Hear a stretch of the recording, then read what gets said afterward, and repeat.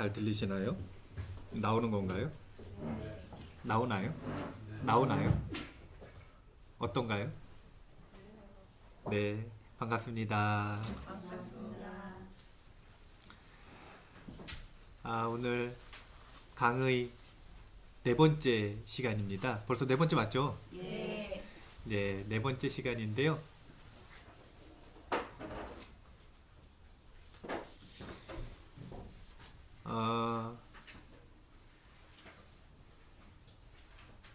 제가 작년부터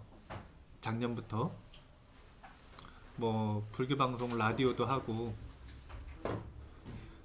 하니까 이제 많은 분들이 좀 질문을 하시는 것 같아요. 이것저것 질문을 많이 하시는데 뭐 아들이 결혼을 해야 되는지 안 해야 되는지 그걸 왜 저한테 질문을 하시는지는 모르겠는데 저도 결혼을 안 해서 아들도 없고 그래가지고 잘 모르죠. 최선을 다해서 대답을 하기는 하는데 명절 때 되면은 그 남녀노소 할 것 없이 질문을 하시는 것 같아요. 그리고 질문을 이렇게 들어보면 명절이 힘드셨구나 그런 생각이 들더라고요. 아들도 힘들고 아버지도 힘들고 할머니도 힘들고 전 세대가 명절 때 다 스트레스를 받으시더라고요. 왜 그런가? 명절이면은 가족들 1년에 한 번이나 두 번 모이기 때문에 굉장히 좋은 날 아닌가요? 근데 얼굴이 많이 인상이 안 좋으셔가지고 오시더라고요. 손자도 자녀도 어머니도 3세대가 전부 다 별로 표정이 안 좋으세요. 그러신가요? 천중종 버부님. 저 눈이 마주친 분한테 질문하는 거 아시죠? 예, 딴 데 보시지 마시고요. 어떤 거 같으세요? 명절이 좋은데요. 좋으세요? 네. 되게 다행이에요. 되게 다행인데 그 명절에 가시기 전에 우리나라의 특수성에 대해서 항상 잘 기억을 하셔야 돼요. 우리나라의 특수성에 대해서 사람은 그 사람을 규정을 짓는 것, 그 사람의 특성을 어떻게 규정을 지을 수가 있냐면 그 사람은 과거의 경험이 바로 그 사람이에요. 과거의 경험이 지금 현재의 그 사람입니다. 근데 그 과거의 경험 중에서도 경험의 틀을 만드는 게 있어요. 틀. 그게 뭐냐면 교육입니다. 어떤 교육을 받았는가. 그리고 이 교육은 두 가지죠. 부모에게 받은 교육, 그 다음에 공교육기관에서 받은 교육. 이 두 가지 틀이 그 사람의 세계관을 만들고 그 사람의 경험의 방향성을 정해주는 거예요. 근데 우리나라는 되게 독특한 나라예요. 전 세계에 유례가 없는 나라예요. 우리나라는. 이제 곧 노년기 할아버지 할머니들 돌아가시고 나면 이제 이런 나라는 이제 없는 거예요. 근데 지금 현재는 굉장히 독특한 나라예요. 왜냐면은 명절 때 모인 분들을 한번 면면을 살펴보면 할아버지는 농촌 사회를 사셨죠. 그리고 동양식 교육을 받았습니다. 엄밀하게 말하면 일본 교육을 받으셨죠. 일본 교육을 받으신 세대죠. 근데 어쨌든 일본 교육, 한국 교육, 중국 교육 전부 다 이 중국 교육이니까요. 중국식 교육이니까 동양 교육을 받으셨어요. 농촌 사회를 살아가고 동양 교육을 받은 세대. 그러면 동양인. 자, 그 아들, 딸을 보면은요. 산업사회를 살아갔어요. 도시사회. 그리고 서양식 교육을 받았습니다. 근데 집에서는 동양교육을 받았죠. 가정교육은 동양교육, 그리고 학교교육은 서양교육을 받았죠. 산업사회를 살아간 동서양 반반. 튀기라 그러죠. 튀기. 예. 세계관이 튀기예요. 그 다음에 손자, 손녀 세대를 보잖아요. 그러면 정보화 사회를 살았어요. 그리고 철저한 서양 교육을 받습니다. 물론 가정에서는 교육을 안 받아요. 이때는 가정에선 교육을 안 받았어요. 정보화 세대 때는 가정이 그 교육기관으로서의 이 위험이나 그 역할을 완전히 거의 상실해버린 세대이기 때문에 가정교육은 거의 영향이 없다라고 보고 그냥 부모에게 영향을 받은 정도지 가정교육은 거의 유명무실해졌다라고 보면 정보화 사회를 살아가고 서양 교육을 받은 서양 사람인 거예요.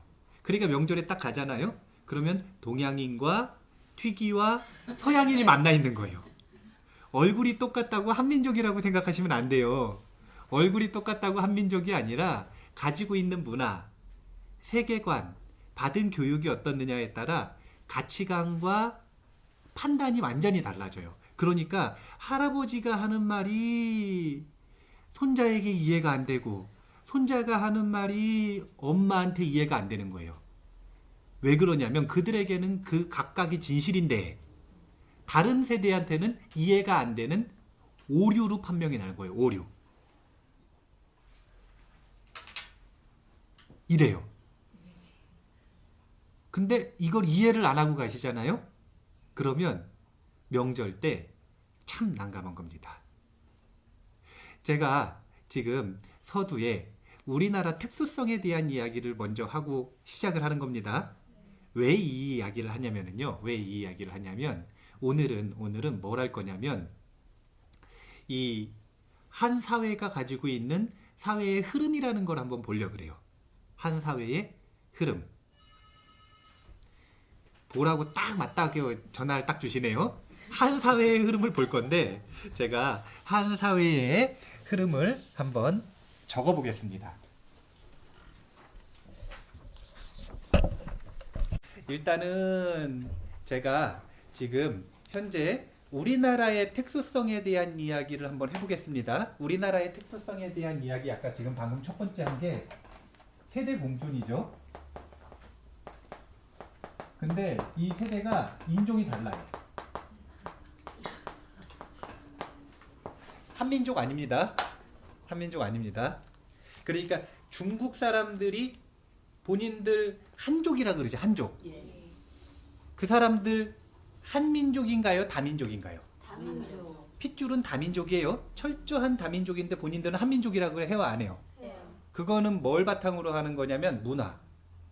중국 5천년의 문화에 대한 자부심이 있거든요. 그 5천년의 뿌리를 공유하고 있기 때문에 한민족이라고 생각을 하는 거예요. 근데 민족이 달라도 문화가 같으면 한민족이라고 생각을 할 수 있는데 우리는 핏줄이 같다고 얘기하죠. 근데 지금 산업사회 사셨어요. 정보화 사회를 살았단 말이에요. 그리고 사실은 정보화는 되게 다분화되어 있어요. 여기 요 학생들은 똑같이 정보화 사회를 살았는데도 다른 세대예요. 지금 중학생과 지금 초등학생은 다른 세대예요. 지금 중학생과 지금 고등학생도 다른 세대예요. 하지만 그렇게 미세하게 들어가지 않아도 이렇게 세계관과 문화가 다른 인종이 다른 세대가 공존하고 있다. 이러면 당연히 갈등이 있을 수밖에 없다. 이게 첫 번째 우리나라의 특징입니다. 두 번째 특징이 있어요. 왜 이렇게 됐냐면 혹시 한강의 기적이라는 거 아세요? 몇 년부터 몇 년이냐면 1960년부터 2007년까지. 예, 2007년까지.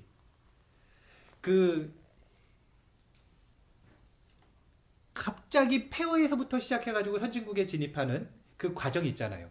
한 50년 가까이 되는 이 반세기 만에 폐허에서 빌딩 숲이 툭 드러났죠. 빌딩 숲이 드러났죠. 근데 그 과정을 만약에 근대화라고 본다면, 그 과정을 근대화라고 본다면, 이 근대화는 서유럽에서는 300년 동안 이루어지는 과정이 우리나라에서는 반세기 만에 이루어진 거예요. 그러니까 서유럽에서는 농촌 산업, 정보화 사회가 공존할 리가 있었나요, 없었나요? 근데 우리나라는 급격하게 변하는 그 사회 때문에 이 세대 공존이라고 하는 좋은 점인데, 잘하면 좋은 점인데 이게 문제가 되면 문제점이 되는 거죠. 갈등의 여지가 생긴 겁니다. 근데 여기서 되게 흥미로운 게 있어요. 흥미로운 게 뭐냐면은 그렇게 갑자기 사회가 발전하기 시작하면서 의학이 발전했나요, 안 했나요? 했어요. 그전에는 의학이 발전했었나요, 안 했었나요? 서양식 의학 말하는 거죠. 누구나 누릴 수 있는 의학, 이걸 얘기하는 건데, 그렇기 때문에 조선시대 때만 하더라도 영유아 사망률이 높았나요, 안 높았나요? 그리고 많은 사람들이 평균 수명이 길었어요, 안 길었어요? 짧았어요. 짧았죠. 얼마나 짧았는지 제가 조사를 해봤더니 왕족이나 귀족들, 양반들은 약 평균 60세를 살았답니다. 그래서 환갑을 살면 잘 살았다고 얘기를 한 건가 봐요. 60세 정도로 살았답니다. 근데 일반 백성들은 40세 정도로 살았대요. 평균 40세 정도. 요 병으로부터 자유롭지 않았기 때문에 한 40세 정도. 그러면 평균을 내면 한 50세 정도 될까요? 거기에다 또 영유아 사망률을 좀 추가하고 그러면 아마 한 40세 정도라고도 볼 수가 있을 수도 있어요. 근데 영유아 사망률 빼고도 한 50세 정도. 약 50세 정도 평균 수명이었다고 보면 돼요. 지금 평균 수명이 얼마나 되죠? 100세는 아니죠. 희망 수명을 얘기하시면 안 되고요. 몇 세죠 지금? 80세. 80세라고 하면 거의 2배 가까이 늘어났죠. 이러면서 뭐가 문제가 생겼냐면 100년 전에는 없었던 중장년층의 세월이 급격히 늘어나 버렸어요. 예전에는 청년 지나면 바로 노년으로 들어가든지 짧게 중장년층이 있었는데 이제는 언제까지 청년이라 그러나요 요즘은? 에이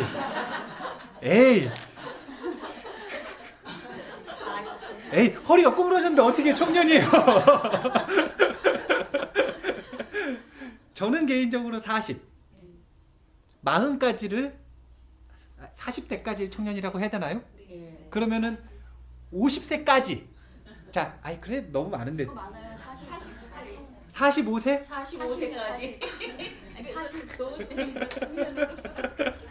아 그래요. 그러면은 스님 기준으로 45세까지 45세까지를 청년이라고 하면 그러면 노년은 언제쯤부터일까요? 70대야? 아니 80이면 너무하잖아요. 80부터 노년이면 그거 안 되죠. 그러니까 노년은 이런 거 기준인 것 같아요. 이렇게 잠에서 일어났는데 한 10분 정도 눈이 안 보여요.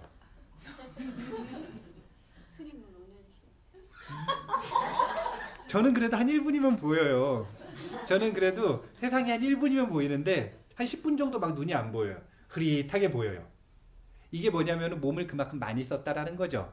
신체 나이를 기준으로 봤을 때 그 정도 되면 노년이라고 할 수가 있을 텐데 몇 세부터로 할까요? 65세? 70. 70은 좀 많은 것 같은데요.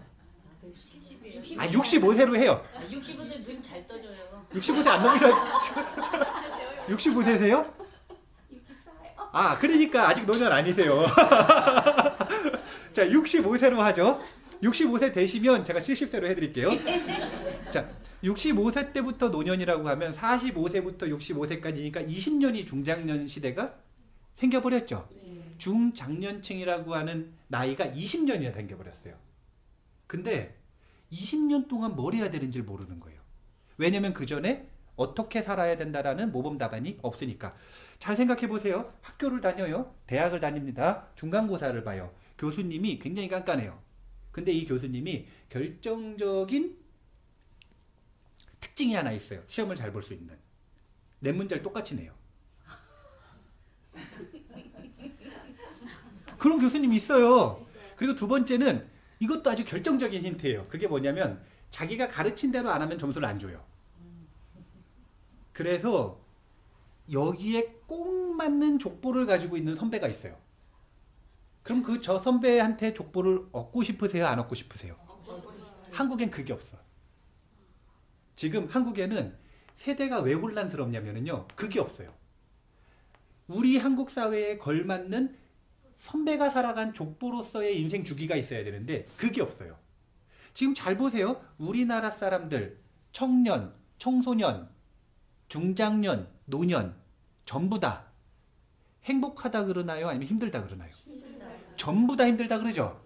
전부 다 힘들다 그러면 잘 생각해 보세요. 지금 힘들다 이거는 열매가 열린 거죠. 예. 그러면 그 씨앗을 그대로 따라하면 힘들어질까요? 행복해질까요? 힘들어져요. 그러니까 지금 우리는 오답 족보만 가지고 있는 거예요. 그러니까 족보가 없는 것뿐만이 아니라 오답 족보를 정신을 똑바로 차리지 않으면 언제든지 따라갈 수 있는 조건을 가지고 있는 겁니다. 이런 상황 속에서 우리는 인생의 주기를 어떻게 살아야 되는가? 이 고민을 안 할 수가 없어요. 이 고민을 안 할 수가 없습니다. 청년들은 분명히 중장년 부모님을 보고 따라가는 경향이 있을 거예요. 자기가 안 따라가고 싶어도 청년이면 한 20년, 30년 살았다 그러면 20년, 30년 사는 동안 부모를 보고 물들었거든요. 이미 부모에게 물들어 있어요.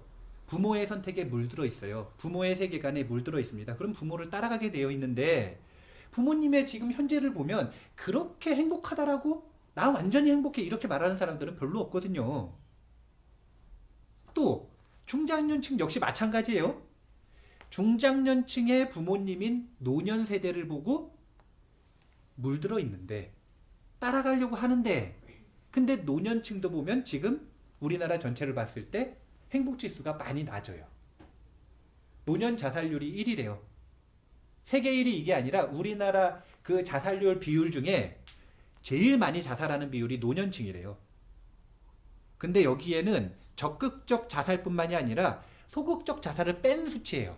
소극적 자살이라는 건 뭐냐면 아예 한 번에 목숨을 끊는 게 아니라 음식을 안 먹기 시작한다든지 조금씩 줄이기 시작한다든지 병이 왔는데도 고치지 않는다든지 이렇게 서서히 죽음을 기다리고 맞이하는 거 있죠?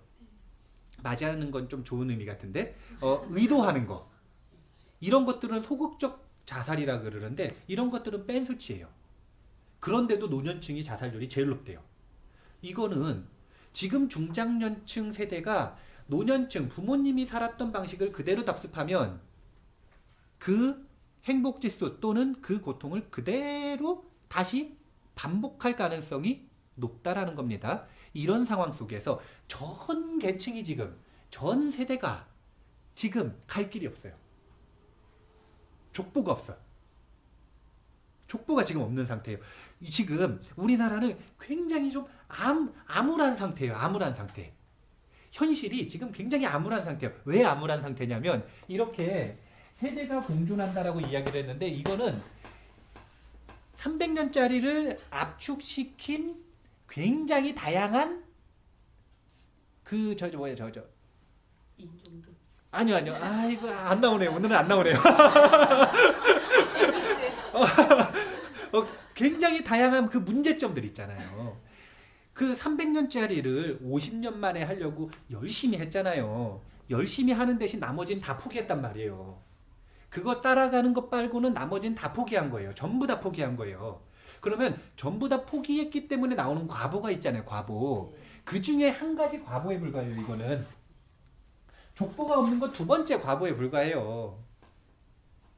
이제 엄청난 문제들이 터져 나올 겁니다.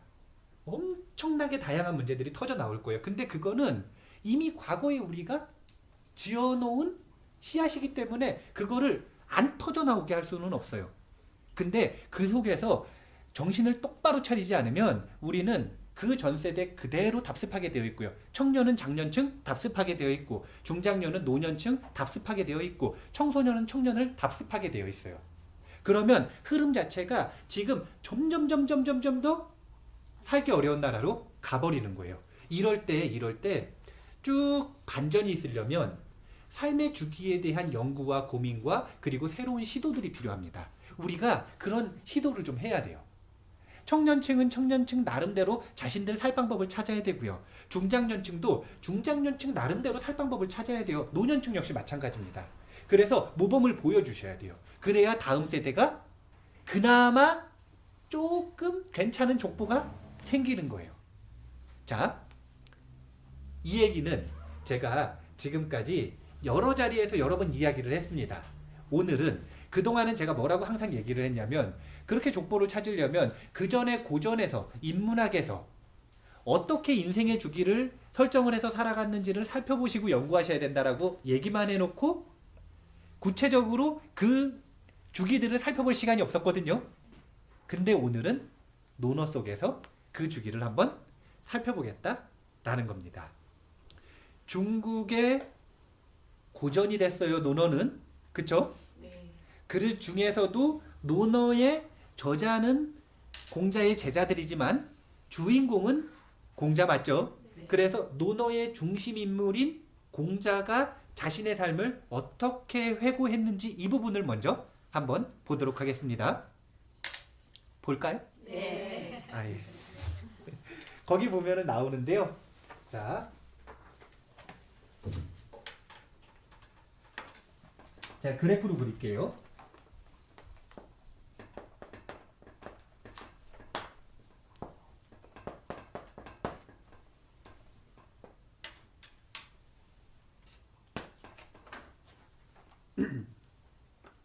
공자는 어느 집안에서 태어났다 그랬냐면 무속인 집안에서 태어났다 그랬죠. 무속인 집안. 그래서 철저하게 은나라 교육을 받습니다. 은나라 교육을 받는데 15세까지라고 하겠습니다. 15세. 15세 전에는 어머니, 홀어머니 슬하죠. 3세 때 아버지가 돌아가셨기 때문에 홀어머니 슬하에서 철저하게 종교적인 교육을 받은 거예요. 은나라 문화. 근데 은나라 문화를 이렇게 공부를 하다 보니까 문제의식을 가지기 시작한 겁니다. 그러다가 문제의식이 막 들끓고 있는데 주공이라고 하는 인물을 발견했어요. 그리고 그 주공에 대해서 공부해보면 공부해볼수록 이 사람을 닮고 싶어요. 그래서 나는 주공을 따라 주나라 문화를 배우고 나의 삶에서 실현하겠다라고 하는 뜻을 세우는 순간 있죠. 그게 언제냐면 바로 이 15세입니다. 그래서 15세를 뭐라고 하냐면 지우학이라고 하죠. 15세를 이 주공을 닮아서 나는 평생을 그를 따라 공부하겠다. 학문을 그를 따라 하겠다. 그를 따라 군자의 길을 가겠다. 라고 결심하는 순간. 이 순간이 15세라고 보시면 돼요. 그 다음에 그로부터 15년이 지납니다. 30세. 이때를 뭐라 그러냐면 립이라 그러죠. 세웠다라는 거예요. 세웠다. 그러면 뭐가 섰느냐? 뭐가 섰느냐? 학에다가 뜻을 뒀죠. 네. 그럼 이 학을 위해서 15년간 열심히 정진했을 거 아니에요. 열심히 호학하고 열심히 시습했을 거 아니에요. 그러다 보니까 이 주공을 따르는 학, 인과 예라고 하는 것에 대한 자기만의 이 중심이 섰다라는 거예요. 자기만의 중심이 섰다. 근데 자기만의 중심이 섰음에도 불구하고 그러니까 요즘으로 치면은 자, 박사학위를 땄어요. 박사학위를 땄습니다. 무슨 예를 들어볼까요?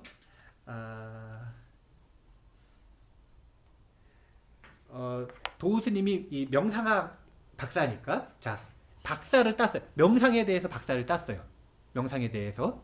근데 명상에 대해서 박사를 땄는데 그 명상과는 다른 언어를 쓰는 명상과 비슷한 류의 학문들이 있거든요. 수행들이 있고.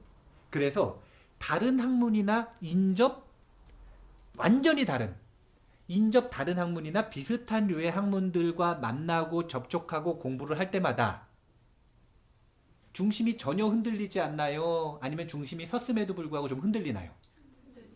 자, 봐보세요. 주공의 문화를 배운단 말이에요. 근데 공자의 입장에서 한번 보면 주나라 주공은 약 600년 전의 사람이란 말이에요. 그러면은 문헌 기록도 별로 없어요. 근데 그걸 배워야 되는 거예요. 그걸 배우려면 어떻게 해야 되냐면 많이 보고 많이 물었어야 돼요. 그러면 묻는 사람들마다 통일된 기준이 있었을까요? 없었을까요? 그러면 자신의 중심이 섰음에도 불구하고 계속 공부를 하다 보면 그것과 다른 의견들이 나와야 안 나와요? 그럼 그때마다 좀 흔들릴 수 있어요? 없어요? 있다라는 거예요. 근데 한 30세 정도 됐더니 이게 중심이 섰고 40세쯤 됐더니 이제는 불혹하게 되었다는 겁니다. 혹, 미혹하지 않게 되었다는 거예요. 자신의 중심에서 흔들리지 않게 되었다는 거예요. 견해가. 그 다음에 50세를 뭐라 그러죠? 천, 명이라 그러죠. 여기까지를 쫙 보면은요. 지우학, 리, 불혹을 이렇게 보면 잘 보면 지우학 이거는 견해에 해당되나요? 감정에 해당되나요? 지우학 나는 이렇게 뜻을 세웠다. 이거는 견해예요? 감정이에요? 그러니까 두 개가 완전히 분리되지는 않는데 어디에 좀 치우쳐 있어요? 견해에 치우되어 있죠. 그 다음에 립 역시 견해에 해당되죠. 불혹 이것도 역시 견해에 해당이 되는 거예요. 학문을 하는 데 있어서 이제 이때쯤 되면 자신이 자신의 분야의 전문가가 된 거예요. 그래서 견해가 똑바로 쓰고 이렇게 완성되어 가는 형태가 되는 겁니다. 근데 그러다가 지천명이 되면 다시 새로운 시작이에요. 공자의 삶은 이때부터 시작이었다라고 보면 돼요. 몸은 이때부터 태어났지만 정신적인 삶은 이때부터가 시작이었다라고 보면 됩니다. 근데 이때는 이제 새로운 삶이 시작되는 거예요. 지천명이라고 하는데 여기까지는 개인적인 이야기인가요? 아니면 사회적인 얘기인가요? 개인적인 얘기죠. 근데 개인이 그렇게 완성되어가는 수신의 기간이 지나고 나면 그러면 그 다음에 뭐가 되냐면 사회가 인식이 됩니다. 우리가 열심히 지금 오늘은 이제 논어인데 다른 때는 다른 공부들을 열심히 하잖아요. 열심히 하시죠? 네. 하시죠? 예. 네, 대답을 안 하시는데 왜 대답을 못해서 열심히 한다고 그러세요? 네. 어떻게 열심히 하시죠? 예. 다른 공부를 왜 열심히 하시나요? 그쵸? 그것도 필요하니까 그게 뭐냐면은 수신하기 위해서 하는 거죠. 자기 자신을 닦기 위해서 하는 거잖아요. 근데 자기 자신을 닦는 것들이고 다 닦는 것만큼 중요한 게 뭐냐면은 그래서 이게 제가 중간에 대학을 했어야 되는데 빼먹은 게 못내 아쉬워요. 그 대학에서 되게 유명한 말이 나오잖아요. 수신제가 치고 평천하 이런 얘기가 나오죠. 근데 그 앞에 네 가지가 더 있어가지고 수신의 방법론이 있어요. 그래서 이걸 할까 말까 하다가 지금 넘어갔는데 굉장히 아쉬워요. 그렇다고 지금 가면은 또 이제 오늘 못하니까 제가 다음에 또 시간을 준비할게요. 근데 수신을 하기 위해서 우리가 공부를 하는 거예요. 우리가 공부를 하는 이유는 나 하나의 몸과 마음을 제대로 세우고 제대로 살아가기 위해서 수신하기 위해서 열심히 공부를 하는 겁니다. 근데 자신에 대해서 불혹할 정도로 이제 수신이 됐으면 그 다음에는 재가나 치국에 대한 이야기들이 나와야 되는데 지천명이라고 하는 건 우리가 이렇게 지금 열심히 자기 자신을 닦아가지고 공부를 하잖아요. 근데 자기 혼자 공부하는 거예요? 아니면은 사회의 흐름 속에서 공부하는 거예요? 근데 전문가가 되기 전에는 사회의 흐름 속에서 공부를 한다라는 걸 인식하기도 어렵고 사회의 흐름과 나의 공부가 이 역행인지 순행인지 그런 것들을 판단하기도 어렵고 그 속에서 내가 뭘 할 수 있는지 뭘 할 수 없는지 뭘 해야 되는지 이런 것들을 판단하기가 어려워요. 사회와의 관계 속에서 내가 어떻게 앞으로 더 수신해 나갈 것이고 어떻게 제가할 것이고 어떻게 치국할 것인가에 대한 것들이 전문가 불혹 정도 되지 않으면 사실상 어렵다. 사실상 어렵다. 오늘 지금 우리가 이걸 하는 이유가 우리가 지금 논어를 하는 것도 수신 때문에 하는 거란 말이에요. 수신 때문에 하는 거예요. 자신의 몸과 마음을 닦는 거예요. 자신의 몸과 마음을 제대로 세우는 거란 말이에요. 근데 지금 우리 한국 사회의 흐름을 본다 그랬죠. 그리고 어떻게 나아가야 될지에 대한 생각을 해본다 그랬잖아요. 그렇게 전체에 대한 생각을 하고 그 속에서 내가 뭘 할 수 있고 내가 뭐는 못하고 내가 반드시 하고 싶든 하고 싶지 않든 이건 해야 되고 이런 것들 있죠. 그런 것들을 보고 천명을 안다 그러는 거예요. 흐름 속에서 내가 어떻게 살아갈 것인가. 그 전까지는 그냥 나 혼자예요. 나 혼자고 내가 어떻게 살아갈까. 내 몸과 마음을 어떻게 닦아 나갈까. 그러다 보니까 호학, 학문하는 게 즐겁고 그 다음에 시습, 열심히 반복해서 닦아나가는 게 너무 즐거운 거예요. 그 전까진 그런 삶이었다면 이제는 그 사회 속에서 그 전문가가 어떤 천명을 가지고 어떤 역할을 하면서 어떻게 살아가야 되는지 이걸 인식하고 그대로 살아가려고 노력을 하는 걸 지천명이라고 하는데, 이때가 50세쯤 되면 그렇게 되어야 된다는 거죠. 근데 이 시기가 새로운 시작인데 이 시기를 딱 지나고 나면 뭐라 그러냐면 불혹이라 그럽니다. 아니, 이순이라고 합니다. 60세. 이순은 귀가 순해졌다라는 거예요. 귀가 순해졌다라는 건 감각기관이 순해졌다라는 겁니다. 감각기관이 순해졌다라는 거예요. 이 공자에게 굉장히 다양한 사람들이 와서 굉장히 다양한 질문들을 했나 봐요. 근데 논어가 만약에 좀 어렵다라고 느껴진다면, 왜 어렵냐면 이렇게 요즘에 논문을 쓰듯이 목차 딱 잡아서 이런 논리 구조로 이러이러한 순서로 이렇게 얘기했다, 이런 구조가 아니어서 그래요. 이거는 서로 이렇게 질의응답한 대담집 같은 그런 거거든요. 그러다 보니까 어떤 사람이 물었어요. 효란 무엇입니까? 효란 무엇입니까? 효란 무엇입니까? 근데 거기에 대해서 상대가 누구냐에 따라 대답이 다 달라요. 인이란 무엇입니까? 역시 상대가 누구냐에 따라 대답이 다 달라요. 근데 그 중에서 한 번은 이렇게 대답을 하셨어요. 뭐라고 대답을 하셨냐면, 효란, 거스르지 않는 것이다. 어른의 마음을 거스르지 않는 것이다. 근데 여기서 거스른다라는 표현이 있죠. 거스른다. 자, 우리가 분노하는 이유가 뭘까요? 거슬려서. 분노하는 이유는 간단한 거예요. 거슬려서. 자, 분노는 뭐 때문에 하냐면 거슬려서 하는 겁니다. 그럼 왜 거슬릴까요? 내 안 맞으니까. 내 기준이 있으니까 거슬리는 거죠. 그러니까 여기 이렇게 벽이 있어요. 벽이 있으면 지나가는데 거슬리나요, 안 거슬리나요? 벽이 없어요. 그럼 거슬리나요, 안 거슬리나요? 그러니까 분노하는 건 거슬리기 때문인 게 맞는데, 거슬리는 사람 있죠? 그러니까 상대방 말고 누구든 자꾸 자기의 뜻에 안 맞으면 자기가 거슬리는 사람 있잖아요. 그러니까 이런 사람은 짜증 잘 내고 분노를 잘하는데 불온이 안 돼요. 부지불온이 안 된단 말이에요. 근데 이런 사람들은 마치 뭐와 같은 거냐면, 눈에 자기 기준이 있고 귀에 한꺼풀 자기 기준이 있고 맛에도 자기 기준이 있고, 이 5가지, 6가지 감각에 자기 기준이 딱 서 있는 거예요.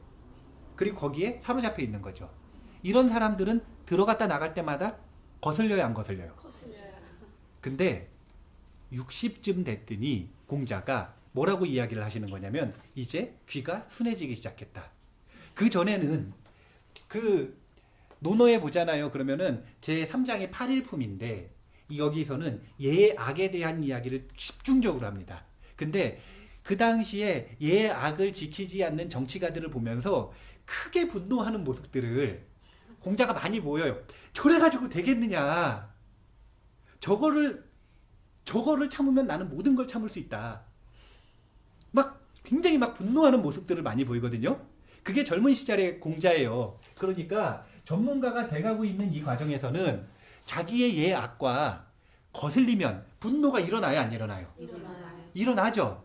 그러니까 부지불온했을 때 공자의 삶을 셋으로 했었잖아요. 호학, 시습, 그 다음에 붕당, 그 다음에 부지불온.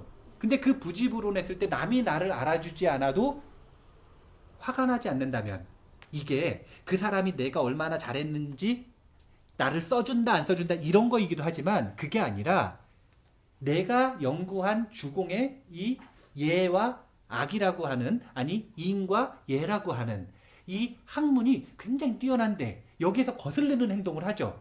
그럼 자기를 알아주는 거예요, 안 알아주는 거예요? 그러니까 자기 육신을 안 알아주는 것도 있지만 자기 사상을 안 알아주는 거 있죠. 그걸 보고도 화가 나질 않아야 되는 거예요. 근데 이때는 화가 났단 말이에요. 이때는 화가 났어요. 누가 나를 써주지 않으면 화가 나고 내 사상과 틀린 얘기를 자꾸 하면 화가 났어요. 이때는 내 사상이 섰죠. 그러니까 먼저 세워야 되는 거예요. 그 다음에 이때는 이게 얼마나 굳건해졌는지 이제 다른 것들에서는 미혹하지 않았단 말이에요. 흔들리지 않았어요. 그게 고집이 세졌다라는 게 아니라 더 많은 연구들이 이루어지니까 다른 의견들이 서로 조합이 되는 거예요. 조화가 이루어지는 거예요. 근데 이때가 딱 되잖아요. 그러면 이 섰던 것들에 대한 고집이 점점 이제 놔지기 시작하는 겁니다. 점점 놔지기 시작하는 거예요. 이거는 공자의 인생과도 연관이 있는 거예요. 공자가 살았던 인생과도 연관이 있는 거예요. 이쯤 됐으면 지천명이니까 정치하고 싶어요, 안 하고 싶어요? 이 전부터 정치를 하고 싶었지만 이쯤 되면 자신의 예와 악으로 노나라는 주공의 나라인데 노나라에서 얘가 완전히 무너져 있었단 말이에요.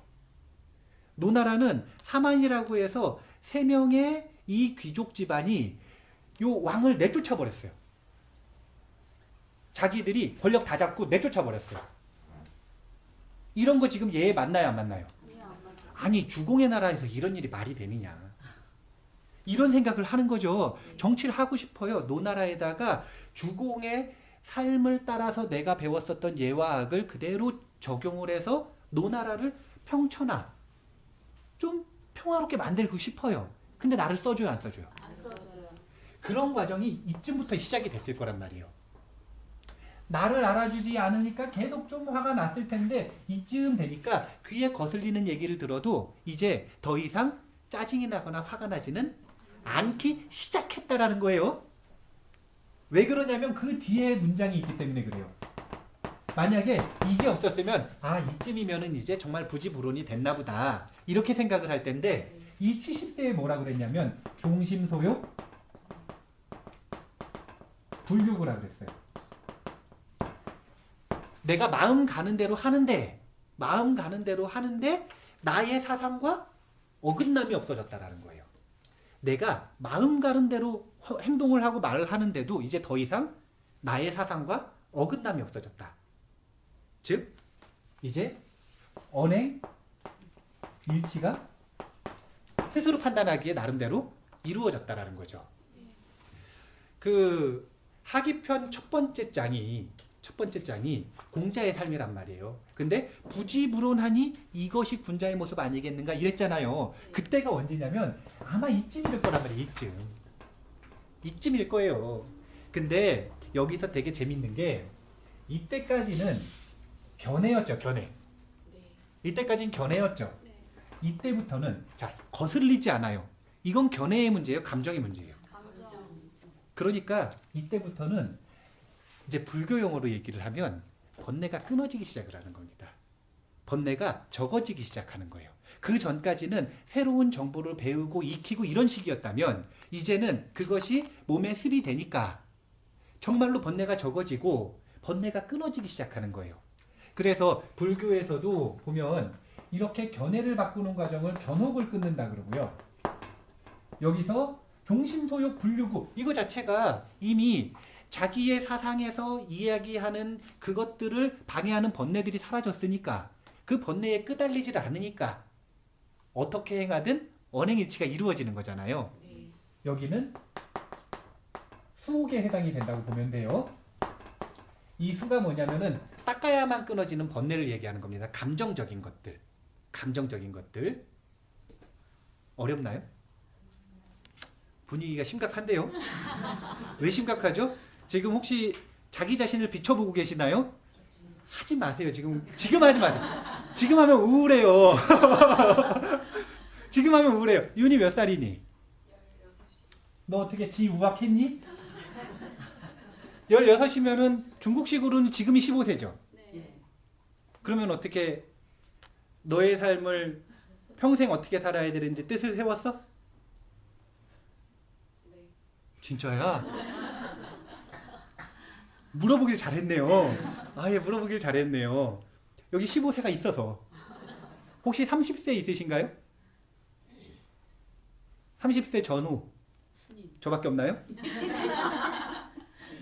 30세 전후 어떻게 립 자신의 그 일으켰던 뜻 이것에 대해서 자신의 사상이 섰나요?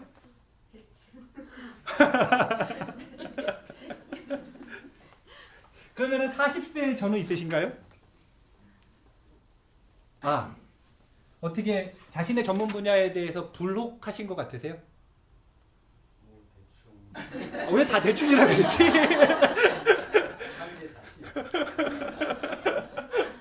그러면 이제 50세 전후 있으세요?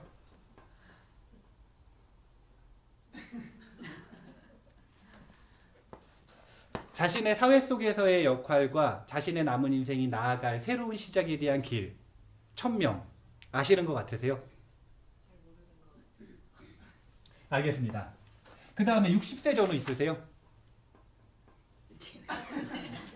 어떻게 귀가 순해지는 것 같으세요? 예. 아, 예, 좋습니다. 이때 귀가 순해져야 되는 거예요. 70세 전후 있으세요? 내가 내 마음을 일으킨 대로 그냥 내 멋대로 쉽게 얘기하면 내 멋대로 행동하는데도 이치하고 어긋나지 않는 경계. 어떻게 공감이 되세요? 아, 좋습니다. 이렇게 지금 전 세대가 있네요. 전 세대가 있네요, 지금. 이 논어에서 공자가 이야기했던 전 세대가 여기 지금 다 있습니다. 이런 삶을 살았다라는 거예요. 공자는 이런 삶을 살았다. 그러면 이 공자의 삶은 중국 문화죠. 네. 인도에서는 어떤 흐름을 가지고 살았는지 한번 또 여기다 대입을 한번 해보겠습니다. 인도에서는요 15세가 아니라 20세까지 뭐라고 그랬냐면 가죽이라고 그랬어요. 아니 학습기. 이때까지는 세간의 다양한 학문들을 학습하는 기간입니다. 20세까지. 그럼 20세부터 언제까지냐? 50세까지는 뭐라 그랬냐면 가죽이라 그랬어요. 가정에 머무르면서 사회적 역할을 다 하는 거예요. 그럼 50세 이후에는 뭐라 그랬느냐? 50세 이후에는 명확히 나눠지지가 않지만 이때를 뭐라 그랬냐면 임석이 그 다음에 유행기라 그랬어요. 임석이라고 하는 건 뭐냐면 가죽이 하면서 사회의 중심에서 역할을 하죠. 그 중심에서 50세가 되면 물러나는 거예요. 그래서 어디로 가냐면 숲으로 들어간다라는 겁니다. 숲으로 들어가서 자신의 이제 죽음을 준비할 수 있는 명상수행을 하면서 시간을 보내는 거예요. 그리고서 어느 정도 준비가 됐다 그러면 제자를 양성하고 세상을 유행하면서 자신의 죽을 자리를 찾아가는 겁니다. 유행기, 임석이 유행기까지. 이렇게 이게 인도의 누구의 삶의 이 주기냐면요 인도 양반들. 인도에도 백성과 양반이 있다고 하면 양반들이 이렇게 살았다라는 거예요. 인도의 양반들은 학습기를 거치고 가주기를 거쳐서 임서기를 한 다음에 유행기 해가지고 죽음을 맞이했다. 근데 여기서 우리가 되게 재밌게 봐야 되는 게 요 가주기에서 임서기로 넘어가는 요 순간을 보면은 50세 전후죠. 근데 요즘에 은퇴가 언제 전후인가요? 50세 전후. 정년 말고요. 실질적인 은퇴. 50세 전후 맞죠? 근데 우리는 이런 흐름이 없으니까 그 다음에 임석이라고 하는 걸 우리는 생각을 할 수가 없는 거예요. 우리가 지금까지 잡아보세요. 우리가 인도 바라문들처럼 산 거예요. 우리가 20세까지 뭐 하죠? 학습하죠. 네. 그 다음에 50세까지 뭐 하냐면 가족이 해가지고 가정을 이루고 사회적인 역할을 하죠. 사회 전면에서 살아가죠. 근데 50세가 넘어가면 양심적인 바라문들은 그때 당시에는 그러니까 인도 사회의 흐름은 양심적인 바라문들은 일선에서 물러났다라는 거예요. 왜냐면 그래야 사회가 순환이 되니까. 그래야 청년들이 자리가 생기니까요. 이 가주기에서 역할을 할 수 있는 사람들이 점점 늘어나는데 물러나 주지 않으면 이 사람들 역할을 못하죠. 그러니까 이 삶의 주기를 살 수가 없는 거예요. 그래서 이때 딱 물러나서 어디로 갔냐면 임석이로 갔다. 근데 인도엔 이게 있어요. 근데 우리나라에 이런 흐름이 별로 없는 거예요. 그러니까 지금 우리에게 딱 상식적으로 받아들여지는 족보가 없는 거예요. 이게 문제예요. 이게. 만약에 이런 흐름이 우리나라에 있었다. 그러면 지금 같은 문제점들이 많이 사라졌을 거예요. 왜냐? 정년을 중장년층이 두려워하는 이유가 사회에서 제 역할을 못하기 때문이기도 하지만 그것보다도 더 두려운 게 뭐냐면요. 그 이후에 뭐하고 살지가 막막해요. 그 이후에 어떤 새로운 가치를 가지고 어떻게 나의 24시간을 채워나갈 것인가 이것에 대한 답이 없어요. 그러니까 어려운 거예요. 근데 이런 흐름들이 명확하게 있는 집단에서는 여기서 자리에서 물러나는 게 두렵지가 않았을 거예요. 그게 물러나지 않으면 반칙이니까. 물러나는 게 페어플레이고 그리고 물러나서도 당당하게 할 일이 있으니까. 자, 여기다가 이게 지금 겉보기의 모습이죠. 이게 겉보기의 모습이라면 내면의 흐름도 있었어요. 내면의 흐름. 인도에는 내면의 흐름도 있었어요. 이거 재미없으세요? 재밌어요. 왜 재미가 없지? 나 이거 되게 재밌는데? 심각해요. 아니 표정이 지금 심각하게 듣고 있습니다. 아 그런 건가요? 예. 자, 내면의 흐름까지만 붙여볼게요. 자, 내면의 흐름이 있어요. 어떤 내면의 흐름이 있냐면 힌두 문화에서는 인간이 인간으로 태어났으면 추구할 수 있는 4가지 가치가 있다라고 얘기해요. 이 4가지 가치는 전부 다 고귀하다라고 얘기합니다. 인간이 누릴 수 있는 보석 같은 가치가 4가지가 있다라고 얘기해요. 힌두 문화의 이 중심에서 나온 불교도 결코 이 4가지 가치를 무시하지 않습니다. 근데 불자들이 제가불자를 위한 가르침과 출가를 위한 가르침을 혼동을 하니까 자꾸 이 4가지를 무시한다라고 생각을 하는데 결코 불교도 이 4가지를 무시하지 않아요. 한번 봐보세요. 첫 번째 가치는 뭐냐면요.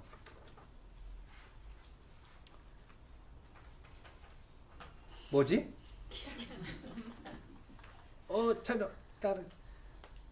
다르마. 까야. 뭐지? 까마. 아르타. 아, 큰일 났다. 기억이 안 나요. 인도 용어는 기억이 안 나고요. 제가 그냥 그 한국말로 바꿔서 할게요. 첫 번째 가치는 뭐냐면 쾌락입니다.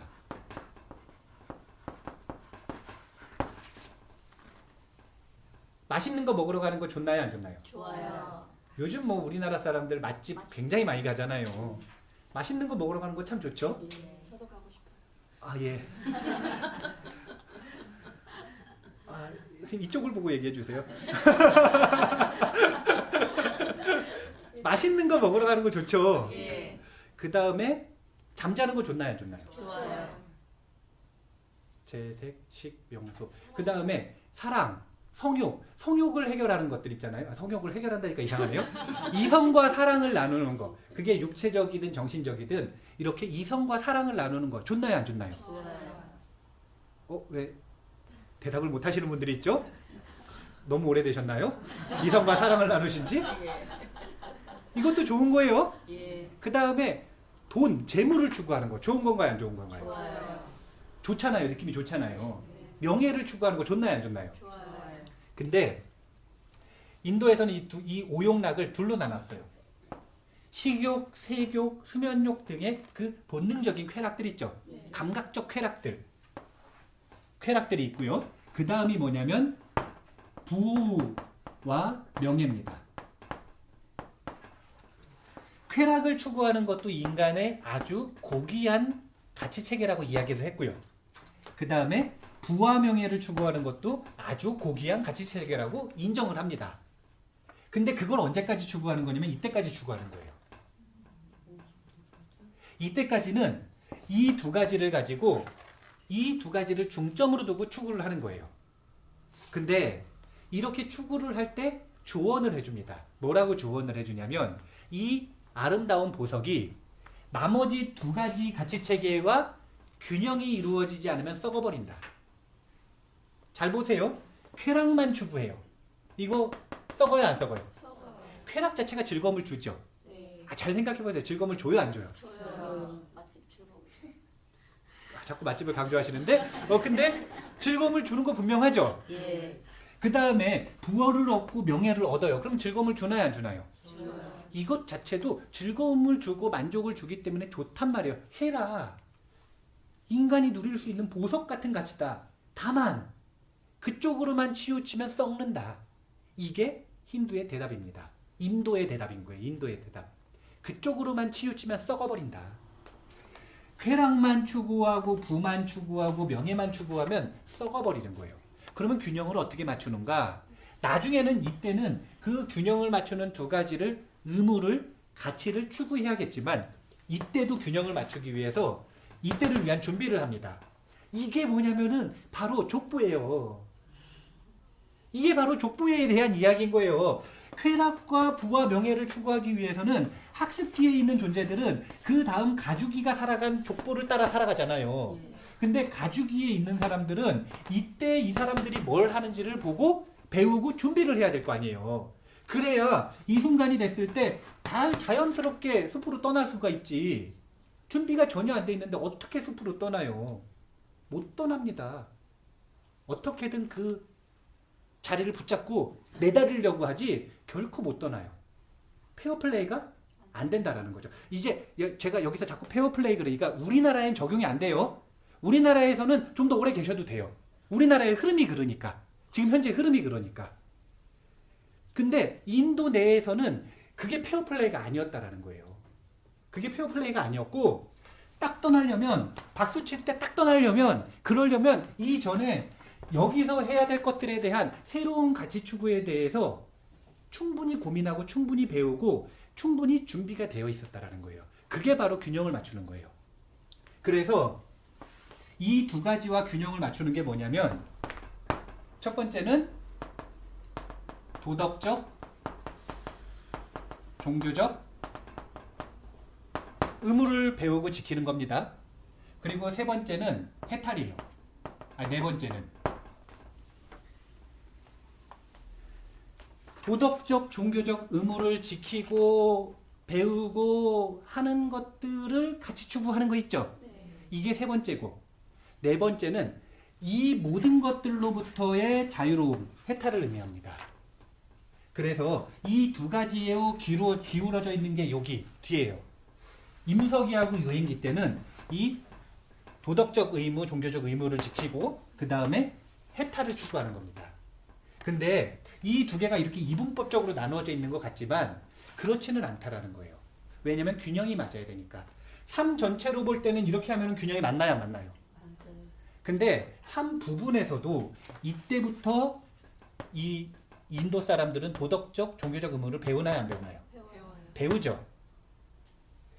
해탈에 대한 내용들을 이때 배웁니다. 그리고 그런 사람들과 공존해서 살아가죠. 그런 수행자들과 임서기를 맞이해서 유행기를 맞이해서 수행하고 걸식하고 이 마을을 탁발하러 돌아다니는 그런 존재들과 마주쳐야 안 마주쳐요? 그럼 마주칠 때마다 내가 이제 50세가 넘어가면 저렇게 살아야겠다라는 생각을 할까요, 안 할까요? 그러면서 또 종교적 의무, 도덕적 의무로 종교적 교리, 도덕, 그리고 뭐 계율, 그리고 명상 이런 것들을 그 전에도 배워야 안 배워요? 배우죠. 그렇게 균형을 맞추는 거예요. 균형이 맞을 때 썩지 않는 거예요. 반대로 이야기해서 사회에 살면서 이것만 하면 그래도 썩는 거예요. 가주기에 본인이 있어요. 근데 도덕적, 종교적 의무만 추구하고 해탈만 추구해요. 그러면 가정이 썩어요. 그러니까 자기가 어디에 있고 그 속에서 뭘 해야 되는지가 명확해야 되는 거예요. 항상 균형이 맞아야 돼요. 균형이. 이게 얼마나 흥미로운 건데요. 자, 논어에서도 보세요. 지우학하고 립하고 부록했죠. 지천명이 새로운 시작이라 그랬는데 그게 언제냐면 50세잖아요. 공자가 이전에 살았던 삶과 이전에 살았던 이 이후에 사는 삶은 다른 삶인 거예요. 공자의 삶도 그 전과 이 이후는 다른 거예요. 우리 현대사회도요. 50세 전후로 은퇴를 하죠. 그러면 그 이전의 삶과 그 이후의 삶은 다른 삶인 거예요. 새로운 가치 추구가 있어야 된다는 거예요. 근데 그게 없어. 그걸 알려주는 족보가 없다라는 거예요. 그래서 오늘 답을 알았어요.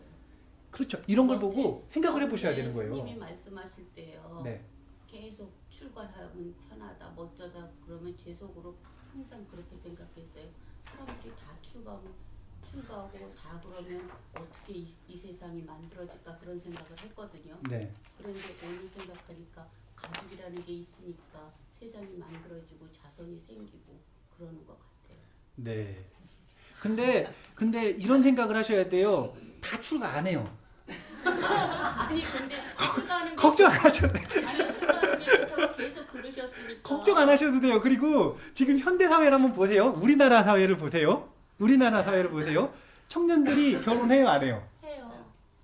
근데 많이 안 하죠, 요즘에. 네. 그리고 아이 낳아요, 안 낳아요? 안 안 나요. 나요. 그럼 출가하나 안 하나 뭐가 차이예요? 아니 차라리 출가해서 이 50세 전에 그냥 요 도덕적 종교적 의무 해탈에 대한 의무들을 미리 배워가지고 나라도 해탈하면 얼마나 좋아요. 그리고 그런 존재들 중에서 세상 사람들의 지표가 되는 리더가 나올 건데, 아니 어차피 결혼 안 할 거고 어차피 아이 안 낳을 거면 왜 명절 때 가가지고 그 잔소리를 들으면서 그러고 있는지. 스님이잖아요? 그러면 결혼했으면 잔소리 들어요. 아니 결혼 안 해도 되고 그 다음에 아이 안 낳잖아요? 아이 낳으면 잔소리 듣죠. 아이 낳으면 지탄을 받잖아요. 그리고 명절 때 가는데 좀 돈을 좀 버는 사람이면 좋은 차 가져가야 돼, 안 가져가야 돼요? 가져가야지. 새 차 뽑아서 가져가야지. 그래야 되잖아요. 근데 스님들은 안 좋은 차 타고 다닐수록 좋아해요. 아니 공식적으로 그렇게 얘기를 해주는데 얼마나 편하고 좋아요. 다른데 아무데도 사로잡히지 않을 수가 있기 때문에 용감한 거예요, 스님들은. 두려움이라고 하는 건 바라는 게 있는 만큼 커집니다. 스님들이 용감할 수 있는 건 바라는 게 없기 때문에 그래요. 바라는 것 없이도 모든 것이 만족이 되니까요. 만약에 지금 우리나라 종단이 인도처럼 정말로 종단 자체가 존폐의 위기에 걸려 있다면, 그러면 스님이 돼가지고 이렇게 원하는 걸 충족시키는데 어려움이 있겠죠. 네. 근데 우리나라는 그래도 지금 아직까지도 이 종단이 굉장히 튼실한 상태예요.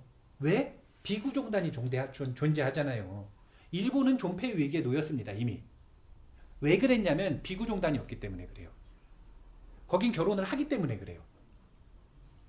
비구 종단이 없기 때문에 이미 존폐의 위기에 놓였어요. 일본 불교가 뭐 학문적으로 얼마나 뛰어난지 모르겠지만 그 종단, 승단 차원에서 보면 이미 존폐의 위기에 놓여 있습니다. 근데 우리나라는 그에 비하면 되게 튼실한 편이에요. 그러니까 출가하잖아요? 그러면 의식주 매겨지고 지어지고. 고민 안 해도 해결할 수 있어요. 우리가 해야 되는 건 그냥 해탈. 그 다음에 도덕적 종교적 의무만 잘 지키면 된다. 출가자는 요 쾌락 중에서 식욕은 조금 괜찮아요. 허용이 됐어요. 그 다음에 수면욕도 조금 허용이 됐어요. 그거 잔다 그래가지고 쫓겨나진 않거든요. 근데 성욕은 일단 좀 안 된다. 성욕은 X. 성욕은 안 된다. 요거 하나. 그 다음에 부와 명예도 그거 한다고 쫓겨나진 않아요. 땡중이라고 할지는 모르겠지만 쫓겨나진 않아요. 그러니까 공식적으로 내가 못하는 것들은, 그러니까 지금 현재 청년들이 살아가는 데 있어서 내가 그 못하는 거 있잖아요. 하고 싶어도 못하는 거. 그거는 안 해도 된다고 인정을 해주죠. 그리고 그들이 하고 싶은 것들을 훨씬 더 잘 누릴 수 있게 만들어주는 거예요. 욕심을 부리지 않아도. 욕심을 부리지 않아도 스님이 스님으로서 자신의 천명을 알아서, 자신이 해야 될 일들을 알아서 보리심을 일으키고 수행을 열심히 하고 대중들과 함께 포교를 열심히 해 나아가면 부하고 명예는 추구하지 않아도 따라오는 건가요? 안 따라오는 건가요? 따라오는 거죠. 부와 명예는 엄청나게 위험한 것이지만 그것을 감당할 수 있는 존재에게는 큰 도구가 될 수 있는 거예요. 보리심을 실천하기 위해서는 마치 공자가 왜 정치에서 그 대사구 자리를 욕심을 냈을까요? 거기에 올라야만 자신의 사상을 펼 수 있으니까 그러죠. 그 자리에 가야만 효과적으로 자신의 사상을 펼 수 있으니까. 보리심을 일으킨 존재에게는 부와 명예도 도망갈 건 아니에요. 왜냐? 부가 있으면 절이 좋아져요. 절이 굉장히 크고 좋아져요. 그러면은 사람들이 많이 와야 하나요? 교화를 더 쉽게 할 수 있죠. 명예가 있어요. 명예가 있는 사람이 한마디 하는 걸 더 잘 듣나요? 명예가 없는 사람이 한마디 하는 걸 더 잘 듣나요? 명예가 있는 사람. 그러니까 부와 명예도 도망갈 건 아니란 말이에요. 하지만 쫓아갈 것도 아니에요. 스님들은 그냥 오는 거예요. 이게 얼마나 좋아요. 갑자기 출가 홍보하는 거는 아니고요. 그렇다라는 거예요. 뭐 다 출가하면 어떻게 안 해요. 걱정 안 하셔도 돼요. 걱정 안 하셔도 돼요. 뭐 또 그런 생각해요. 지장보살이 일체 중생이 성불할 때까지 저희 성불 안 하겠다라고 이야기를 하셨더니 그러면 일체 중생이 다 성불할 수 있나요? 없어요. 없어. 그런 날은 없어요. 그래서 지장보살의 서원을 대원이라 그러는 거예요. 왜냐? 영원히 거기에 있겠다라고 이야기하신 거기 때문에. 일체 중생이 성불할 날은 그냥 무한히 뒤라고 보시면 돼요. 그러니까 나는 그냥 무한히 뒤까지 지옥문 앞에서 지옥 중생들을 구제하겠다. 이렇게 서원을 세우신 거예요. 대중들이 너무 욕심 없는 존재들을 보시면 안 돼요. 제가 아무리 출가를 하라고 이야기를 해도요. 안 해요. 다 안 합니다. 걱정 안 하셔도 돼요. 한두 명이에요. 한두 명. 제가 이렇게 보니까 한두 명 해요. 근데 제가 만약에 지금으로부터 10년이 더 지났어요. 그래서 더 부와 명예가 생겼어요. 그러면 한마디만 좀 많이 합니다. 그리고 그로부터 또 10년이 지났어요. 그때는 더 많이 합니다. 그로부터 10년이 또 지났어요. 한 70세가 됐어요. 그러면 더 많이 합니다. 한마디만 하잖아요. 그러면은 출가 막 합니다. 그게 왜 그러냐면 왜 그러냐면 이게 다음 시간 주제입니다. 사실 이게 다음 시간 주제인데 이게 왜 다음 시간 주제냐면은 이게 왜 다음 시간 주제냐면 다음 시간에 하죠. 자, 일단은 지금 11시 10분이니까요. 10분 쉬었다가 다시 하도록 하겠습니다. 감사합니다.